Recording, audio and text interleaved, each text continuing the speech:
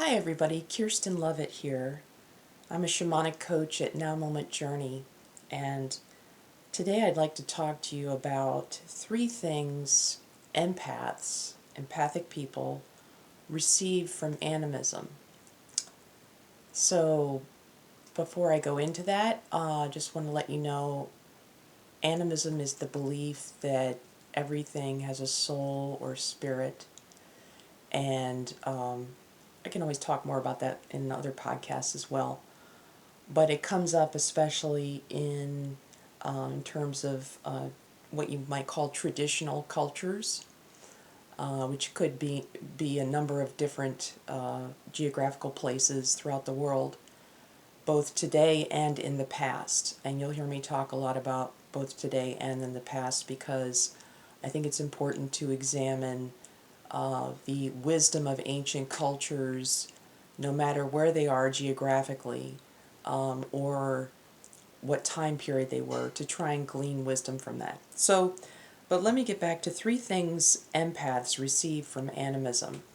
So, an empath might be a person who maybe you're aware of your psychic gifts of being like a clairvoyant person, somebody who can see with their third eye in kind of a visionary type way. You maybe see patterns or actual, outlines of spirits or whatever it is.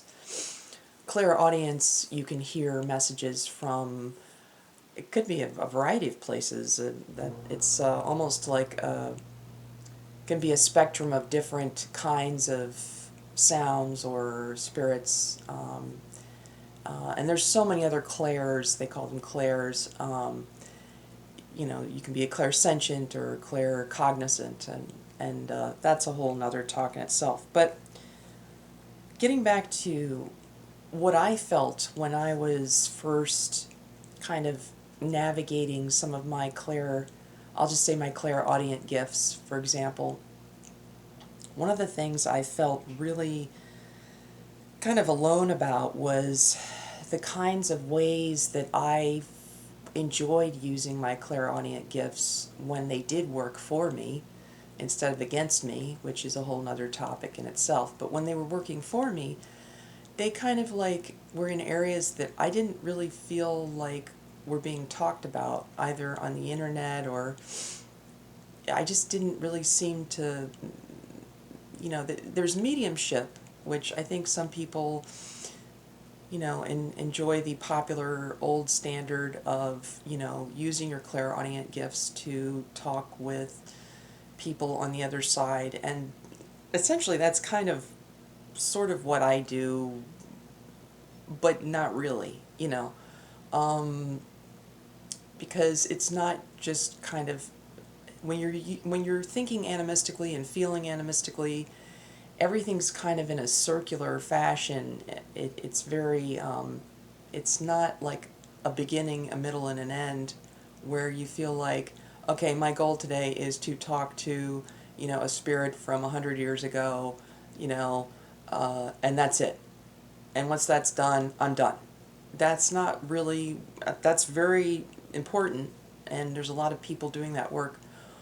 But what I try to do is behaviors and things that I've learned from other cultures and other people, but also from my own background, from my own ancestors who, let's face it, it's problematic when you deal with one's own ancestors. But let me get back to kind of the original topic at hand here, which is, I think, wouldn't you feel better knowing you can call on someone to help you navigate other states of consciousness? Because essentially that's what we're talking about here when we talk about animism, other states of consciousness other than human beings. And a little, I should say, physics quote here from our dear old Albert Einstein, who, I may not understand a lot of his scientific stuff, but I do get where he's coming from a consciousness side of things. And I think he may have been originally talking about atomic weapons here, but I think the meaning is useful. And that is, the quote he said was, "A new type of thinking is essential if mankind is to survive and move toward higher levels." Now, he said that in 1946, and I got this quote from the New York Times. And you can take that and run with it a lot of different ways. And the reason I'm bringing it up for this particular episode is there's a lot of things that, if you're an empathic person, somebody who understands, that you at least acknowledge that you have some kind of clairaudience, clairvoyance, claircognizance, clairsentience, etc. There's many levels of ways of using your gifts in ways that can maybe even help, dare I say, the old overused term, make the world a better place. And I think, getting back to the original topic that I want to keep coming back to, 3 things that empaths receive from animism, let me talk about that first. Because what we're doing is talking about engaging with other than human spirits in a healthy manner. If you think about that kind of in the back of your mind while I'm talking, that's kind of like the bottom line, for today's talk. And, we like to get guidance, getting guidance is always a big part of that.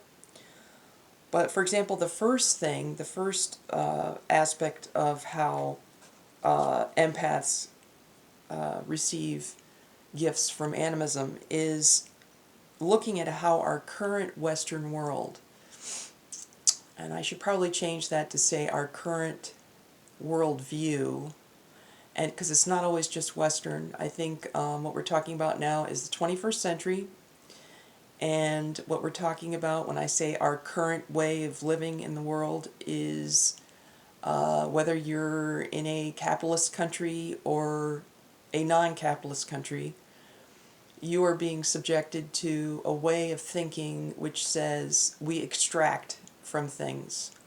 We extract from people, we extract from the earth, we extract from what they call resources, and the commoditization or the commodification of people, places, and things. And that's not something that is in harmony with animism. So if you decide that you like the idea of animism, which I do very much, you'll find yourself kind of in this space of feeling a little bit of conflict, to say the least, because you're living in a world, it's at a dichotomous opposite of the world we currently live in.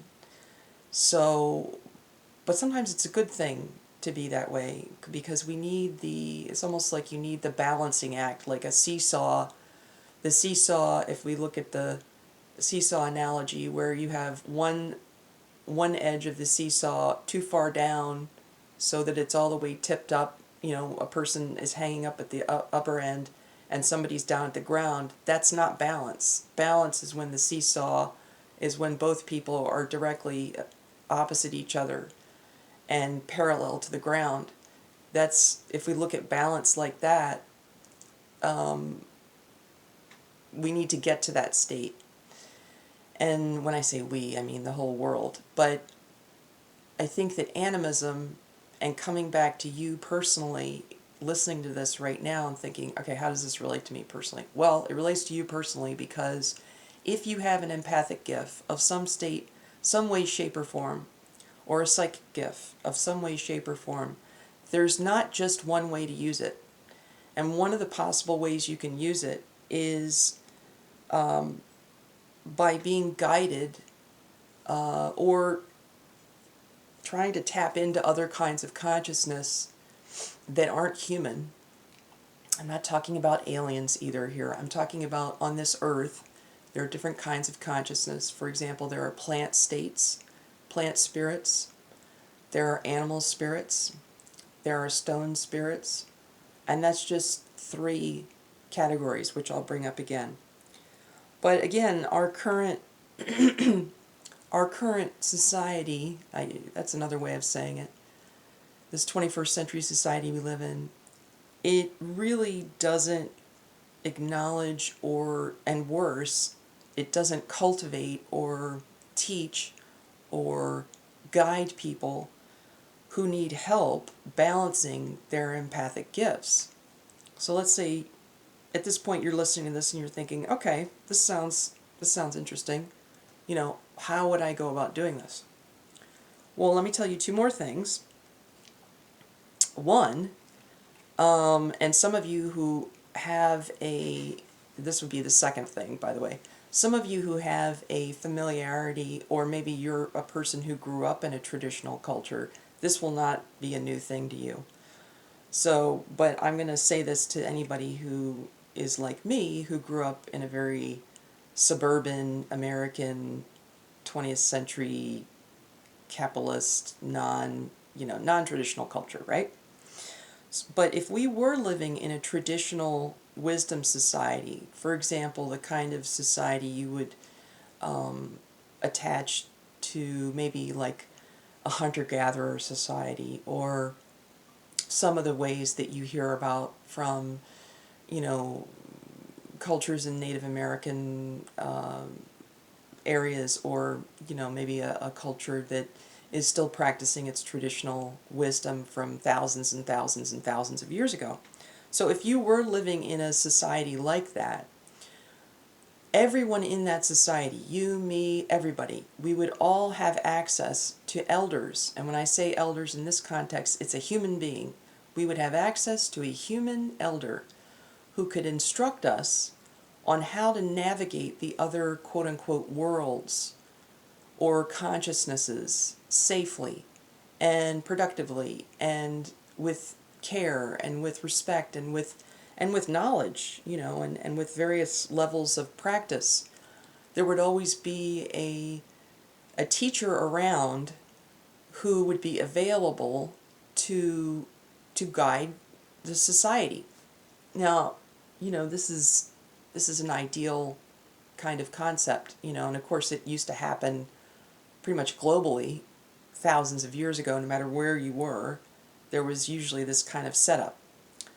So that's one thing to consider.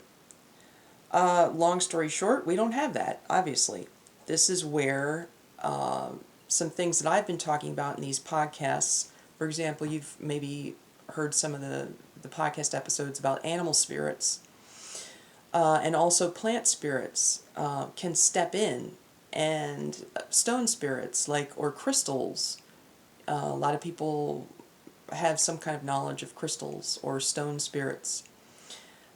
These can step in and kind of reclaim a role that they used to have in hunter-gatherer societies. Now, just a little side note before I go to the third thing here. I'm not talking about going back and recreating an exact replica of a hunter-gatherer society only in the 21st century context. I'm not talking about that.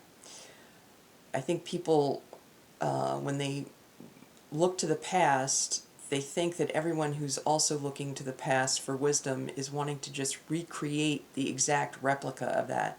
That's not what we're doing. What we're doing is we're trying to take the timeless aspects that are helpful and bring them into the present and into the future, because they will help us survive and they will help us have happier lives.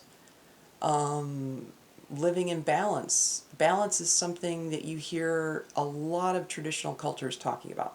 Okay, so that being said, and that kind of ties into the third thing that I was going to talk about, which is we can always glean helpful wisdom from ancient ancestors, and their wisdom itself will help us flow with all the changes in the 21st century. There's a lot of stuff going on right now, and I can tell you, just day to day, I'm sure you're feeling it. I'm feeling it. Just there's so many different levels of things going on in the world. even just on a social level, social as in societal level. There's also climate change, obviously, that's a big part of it. And that doesn't even start to talk about the political and economic aspects that are going on that are very difficult to navigate. So,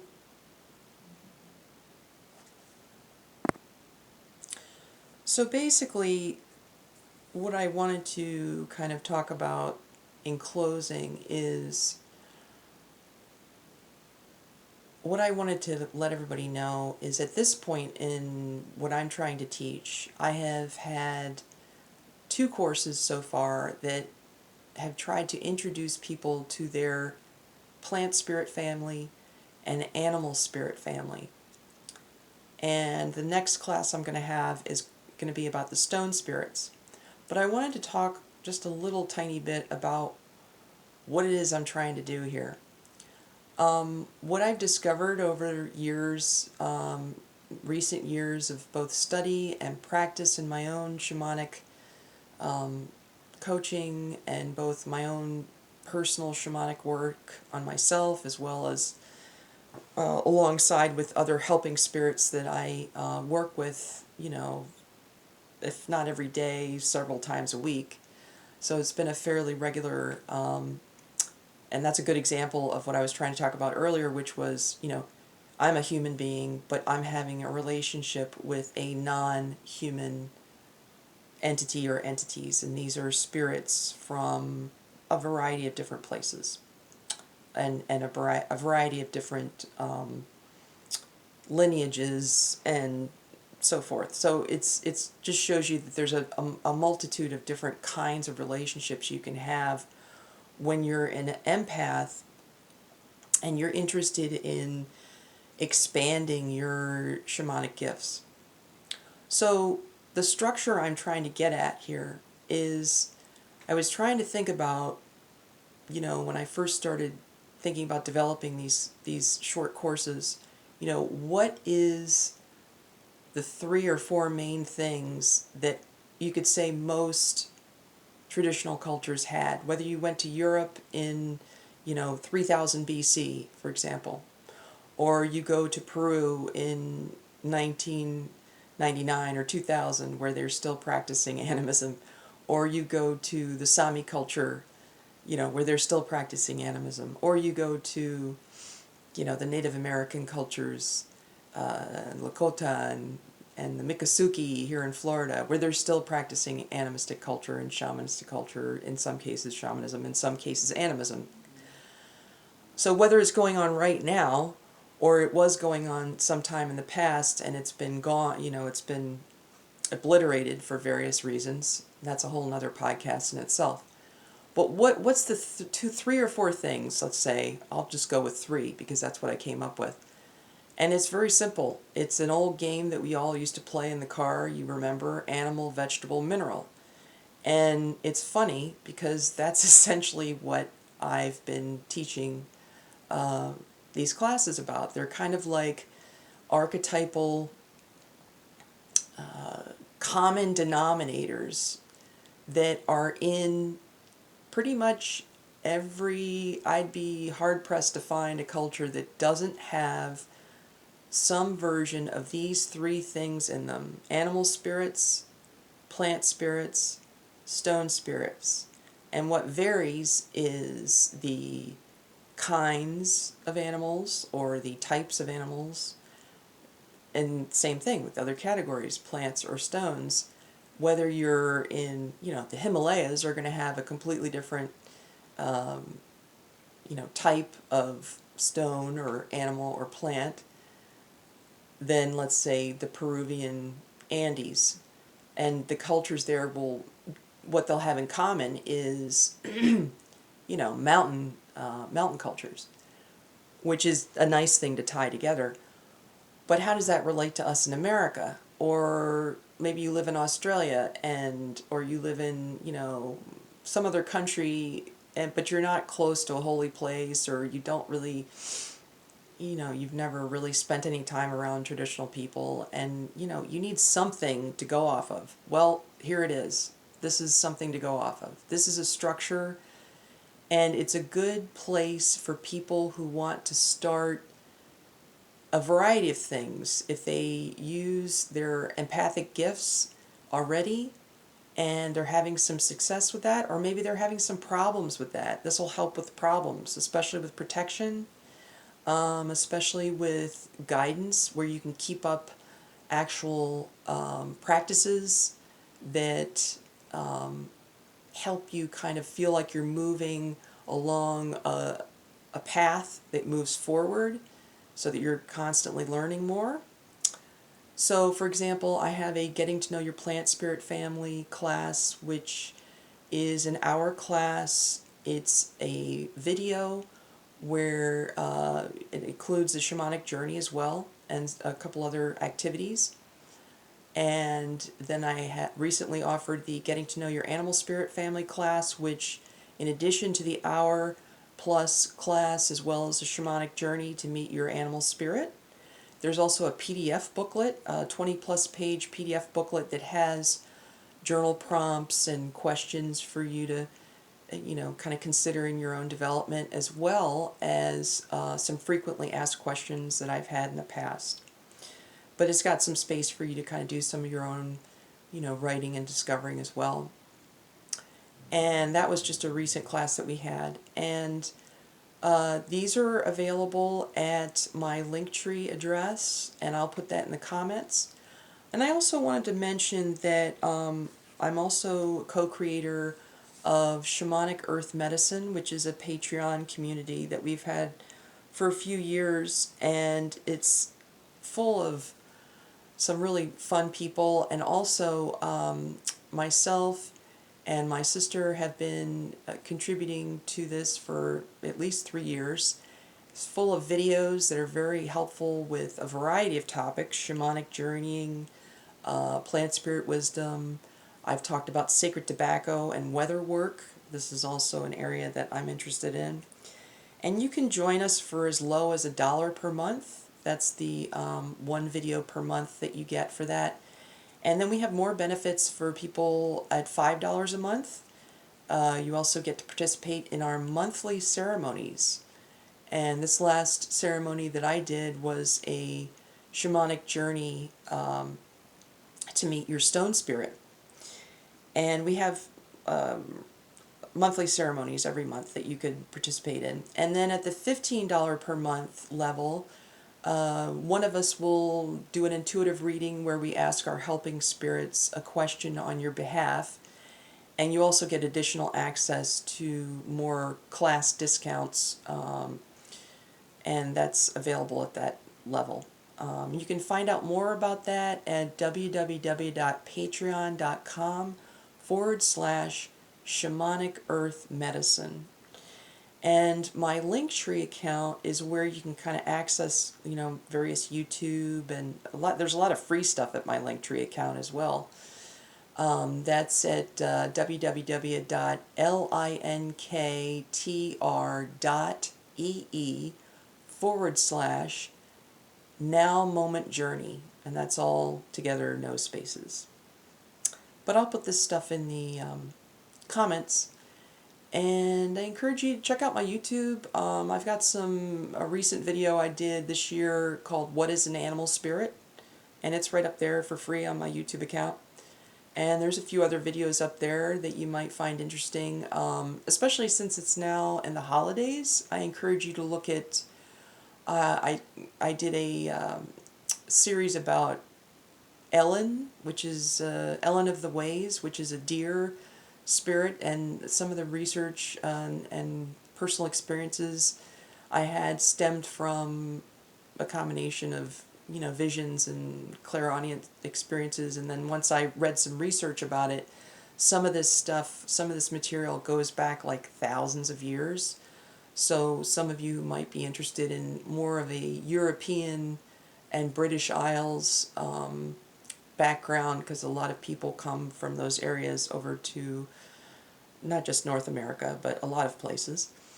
And so you might want to check that out. There's also a free YouTube about the Sacred Bear ritual worship during winter solstice, and that's also very timely with the holidays. So I encourage you to, when you go to my link tree, you'll see a couple videos there that you can just click on one of the free videos and it'll take you to my YouTube account. And so until we meet again, have a wonderful week and weekend.